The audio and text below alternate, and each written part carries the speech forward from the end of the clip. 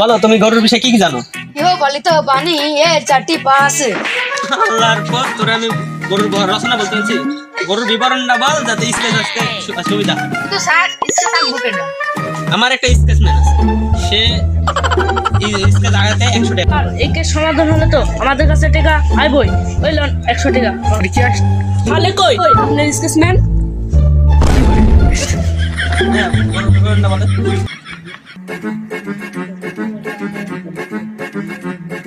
ও আর কিছু আছে এত বড়। এই নেন আপনাদের স্কেচ, এটা দিয়েই আপনি গরু খুঁজে পেয়ে যাবেন। কি তুই দিবি? গরুবার সিদ্ধান্ত নেবে আমাদের এসপি স্যার। দয়া স্কেচ আগা হয়েছে? স্যার আপনার হাতে পাঞ্জাবি কই বাংলাবি? দয়া স্কেচটা দাও। হালার বহালা ফাউ ফাউ মাঝখান থেকে 100 টাকা কামাই। দয়া চলো স্কেচটা নিয়ে